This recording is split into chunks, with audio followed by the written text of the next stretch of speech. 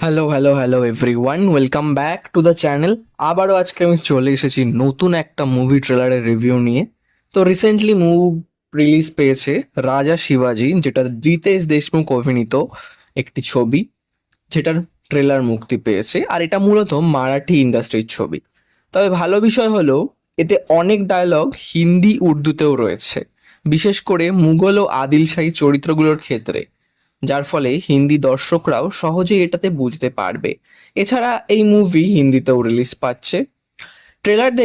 ট্রেলারের শুরুতে সবার আগে যে জিনিসটা চোখে পড়ে তা হলো এইবার মেকাররা ভিএফএক্স অনেক কম ব্যবহার করেছেন।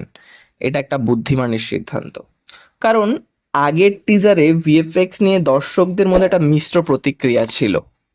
এই ট্রেলারে বেশিরভাগ শট অনেক বেশি ন্যাচারাল লাগে, আর আশা করা যায় ফাইনাল ফিল্মে বাকি ভিএফএক্স আরো ভালোভাবে পলিশ করা হবে। টিজারের সঙ্গে তুলনা করলে এই ট্রেলার অবশ্যই আরো ভালো, কিন্তু তবুও পুরোটা দেখার পর একটা অনুভূত হয় যে মনে হয় কিছু একটা যেন মিসিং।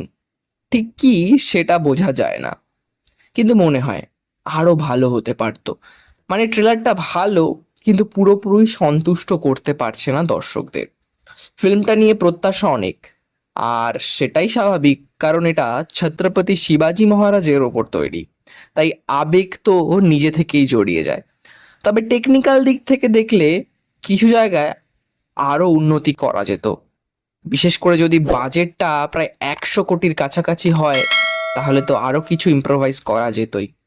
রিতেশ দেশমুখকে শিবাজি মহারাজের চরিত্রে দেখা ইন্টারেস্টিং, কিন্তু কিছু দৃশ্যে তার লুক আগের কিছু চরিত্রের কথা মনে করিয়ে দেয়।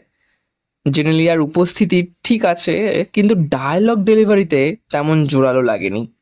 এখানে ভালো ডাবিং আর্টিস্ট হলে আরো বেশি প্রভাবশালী হতে পারতো। অভিষেক বচ্চন এবং সঞ্জয় দত্ত দুজনেই নিজের মতো করে ভালো করার চেষ্টা করেছেন। সঞ্জয় দত্ত তার চরিত্রে একটু বেশি মানানসই লাগেন, আর অভিষেকের আসল পারফরমেন্স দেখার জন্য অবশ্যই আমাদের সিনেমার দিন পর্যন্ত অপেক্ষা করতে হবে। ট্রেলার দেখে মনে হচ্ছে গল্পটা আফজল খানের বধ পর্যন্ত ফোকাস করতে পারে। সব মিলিয়ে ট্রেলারটা ডিসেন্ট। অনেক স্লো মোশন শট রয়েছে, তবে সবচেয়ে শক্তিশালী দিক হলো এর ব্যাকগ্রাউন্ড স্কোর। ব্যাকগ্রাউন্ড মিউজিক সত্যি মারাত্মক।